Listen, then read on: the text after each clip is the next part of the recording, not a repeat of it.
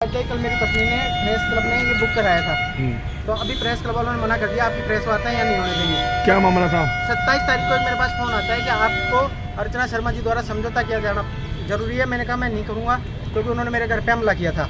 वो लोग नहीं माने। उन्होंने कहा कि आपकी ऐसी सीढ़ियाँ और फोटो हैं महिलाओं के साथ में जो आपको जीवन आपका बर्बाद कर देंगे और आपको जिंदा नहीं रहने देंगे। किसने फोन किया था? पार्षद पति है मदन यादव जी, बिल्डर है। उन्होंने अर्चना शर्मा के साथ है, वो मैं उनका बहुत सम्मान करता हूँ। ये अलग अलग मालवीय नगर की कांग्रेस की प्रत्याशी है, वो अलग अलग माध्यम से मुझे फोन कराती थी, तो मैं मेरे पैसे आते थे उनमें। मैंने FIR 212 नंबर की महिला थाने मेरी पत्नी ने करा रखी। आप पहले सहायक थे, अभी क्यों छोड़ दिया? मैं सहायक था, उनके साथ रहता था, लेकिन उनके व्यवहार और उनकी चाल चलन मतलब मेरे प्रति इस तरह का व्यवहार था कि मुझे ये लगने लग गया था कि मेरी किसी भी टाइम हत्या हो सकती है। किन कारणों से छोड़ा था आपने सहायक? मेरा पैसा आता है, मैं पैसा मांगने लग गया, वो मुझसे मुंह मोड़ने लग गई थी, जिसकी मैंने 212 नंबर की FIR मेरी पत्नी ने महिला कब किया FIR? ये 21 अगस्त के माह की 21 तारीख की है, 2023 में। फिर मैंने छोड़ दिया। फिर मेरे पास एक अचानक से 30 तारीख को फिर CIDCB से लेटर आता है और विद्या प्रकाश जी कहते हैं कि आपके और अर्चना शर्मा के बीच में समझौता हो गया। मैंने कहा साहब मैंने उनके खिलाफ करा रखे सबूत है, बाकी उन्होंने मेरे खिलाफ पहला केस श्याम सतवानी से कराया है, 457 नंबर जवाहर सर्किल थाना, वो मुकदमे की मेरे पास FIR है। दूसरा उन्होंने 333 नंबर महेश रेसवाल जो उनके पास काम करता है उससे कराया, मैं सारे एविडेंस आपको देता हूँ। तीसरा वो अनीता कंवर से कराया है, छेड़छाड़ का। नहीं, आपसे विवाद क्या था? क्यों मेरे पैसे आते थे, मेरे पैसे में एक साथ रहता था। मेरी गाड़ी पैसे हैं? मेरे 32 लाख 12 लाख रुपये मेरे पर्ची थे, एक महिला से एक जने से दिलाए थे। 20 लाख मैंने दिए थे, उन्होंने कहा आपको माइंस दिला देंगे। अभी हम इस पैसे को बिजनेस में काम लेते हैं। मेरे पास पैसा मेरे मिलने वाले और लोगों से और मेरे पिताजी रिटायर। उसका कोई सबूत है आपका? हाँ, मैंने पुलिस को सारे सबूत दे दिए 32 लाख रुपए के। इन्होंने मेरे खिलाफ 3 मुकदमे और दर्ज कराए। 32 लाख आपने पक्के में दिए थे? मेरे पास सारे सबूत मैंने पुलिस को दे दिए। वो बताओ। नहीं, आपने पक्के में दिए थे क्या? हाँ, पक्के में है मेरे पास आपके पास सबूत। उसका रिकॉर्ड है? हाँ, मेरे पास रिकॉर्ड है। मैंने पुलिस किसको दिए थे पक्के में? पक्के में रिकॉर्ड किसको दिए थे पैसे आपने? 32 लाख पैसे किसको दिए थे? पैसे किसको दिए थे आपने? 32 मैंने अर्चना शर्मा और सोमेंद्र शर्मा को, जिसके बाद मेरे पास सारे सबूत हैं। मैंने पुलिस को उपलब्ध करा दिया, आपको भी उपलब्ध करा दूंगा। किस काम के लिए दिए थे? उन्होंने कहा पहले आपको माइंस दिला देंगे। मैंने कहा ठीक है, मैं हर आदमी अपने रोजगार के लिए सोचता है, तो उन्होंने कहा पहले माइंस दिला देंगे। मैंने कहा ठीक है, माइंस दिला देना। फिर उसके बाद में उन्होंने कहा कि अभी हम पैसे को पहले काम में ले लेते हैं, हमारा मकान बन रहा है। उनके पास कोई बिजनेस नहीं है, वो सिर्फ नेतागिरी के नाम पे डरा के धमका के लोगों से इसी तरह कहते हैं। मुझे लगा मेरी हत्या हो सकती है, मैंने जाना बंद कर दिया। उन्होंने जान से मारने की धमकी। तो कब तक देने की बात थी माइंस और कब तक नहीं दी? साहब मुझे ये कहा था कि मैं आपको 6 महीने की कही थी। अच्छा। उसका 1.5-2 साल हो गया था। फिर CIDCB से अचानक प्रेशर के लिए लेटर जाता है कि आपके अर्चना शर्मा के पक्ष में समझौता हो गया। मैंने कहा नहीं, तो उन्होंने लिखा है कि परिवादी और मुलजिम गण को साथ लेके आए। तो मेरे पिताजी हॉस्पिटल में भर्ती थे, मैंने कल छुट्टी दिलाई, आपको भी बता देता हूँ। मेरी बेटी गई तो मेरी बेटी को उन्होंने कहा कि आपके पापा को लेके आइए।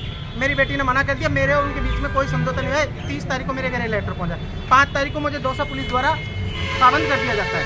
न्याय की गुहार के लिए मैं सभी पार्टियों की सभी राजनेताओं के पास जलधर भटका। मैंने दौसा SP को ये FIR लिखवाई थी और मैंने रजिस्ट्री करा दी और दौसा कोतवाली में दे दी। इसकी कोई सुनवाई नहीं हो रही है मेरी, ना मेरा मुकदमा दर्ज होता है। उनका तो 1 मिनट में मुकदमा दर्ज है। मेरी पत्नी का मुकदमा 2 महीने बाद दर्ज हुआ था, जो मेरी पत्नी ने कराया था। चाहते क्या हो?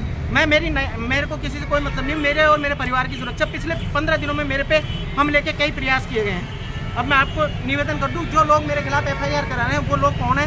अब ये गुमराह करते हैं लोगों को, ये कहते हैं ठगी कर ली वो कर ली। मेरे को जीने लायक नहीं छोड़ा इन्होंने। अभी FIR करा रहे हैं। जो सुनो साहब, ये मेरी पत्नी है जिसका मेरे घर पे जाके इन्होंने हमला किया और मेरी पत्नी का हाथ पकड़ के घर से बाहर ले जा रहे हैं। सोमेंद्र शर्मा जी हैं। ये मेरी पत्नी का हाथ पकड़ के लाठी वाले लोग लेके गए थे मेरे घर पे हमला करने के लिए। मैं डर के मारे चुप रहा। लेकिन अब जब इन्होंने ये कब की बात है?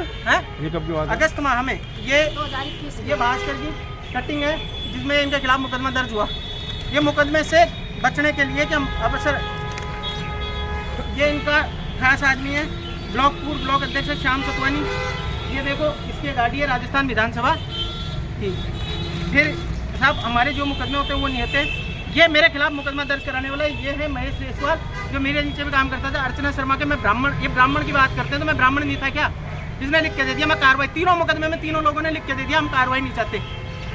और मैंने कहा कि अगर जेलन मार्ग पे कोई घटना हुई है तो मैंने पुलिस निदेशक महोदय से आग्रह किया था कि अगर मेरे खिलाफ मैंने कोई घटना की है तो आप निकलाइए। 2 महीने से CIDCB शांत पड़ी थी। अचानक CIDCB के विद्या प्रकाश जी मेरी बेटी से फोन लेकर मुझे कहते हैं आपको आना ही पड़ेगा।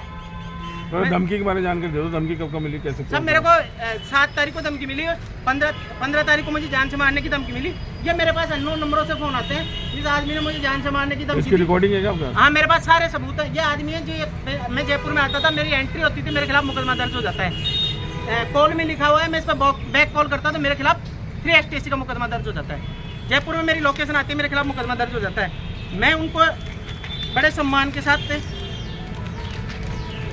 उनके हर फंक्शन में, उनके अच्छे बुरे में मैं भागीदार रहा। कितने साल काम किया आपने? मैंने उनके साथ थे, वो जब चुनाव लड़ी से 3 साल पहले काम किया और 2.5 साल बाद में किया। आपको इतने दिन से धमकी मिल रही है, अब प्रेस कॉन्फ्रेंस करने का क्या रीजन है? मेरा तो यही, मेरे को सुरक्षा चाहिए, मुझे मरा देंगे। तो आज आपके माध्यम से कहना चाहता हूँ, मुख्यमंत्री जी तक मैंने आवाज़ उठाने की कोशिश की। मैं देवाराम जी से मिला 4 बार कि साहब आप ये साहब, मैं लास्ट टाइम उनके पास काम छोड़ा 20 दिन पहले किया।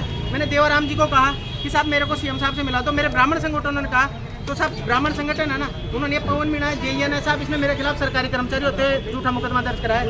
ये चीजें आप खिलाफ कितने मुकदमे हैं अभी? मेरे खिलाफ 5 मुकदमे हैं और अर्चना शर्मा के साथ हैं। कौन से थाने में? मानवी नगर विधानसभा क्षेत्र में 4 मुकदमे हैं। जवाहर सर्किल, गांधीनगर, ज्योति नगर जो इनका विधानसभा क्षेत्र आता है उसमें। और मेरे घर पे 2 महीने तक पुलिस का पहरा कि मैं मेरे परिवार से नहीं मिल सकता। मेरी बेटी है जिसकी पढ़ाई बाधित हो रही है, मेरे बच्चों की, ये मैं उनके साथ था। देखो ये मैं उनके कितने एविडेंस दूँ। ये महेश रेसवाल कहाँ नहीं है, उनके साथ आज भी है। वो ब्राह्मण की बात करते हैं, ये महेश रेसवाल मेरे साथ है। ये देखो महेश रेसवाल है। अब मैं इससे ज़्यादा क्या घोर अन्याय होगी जब मैं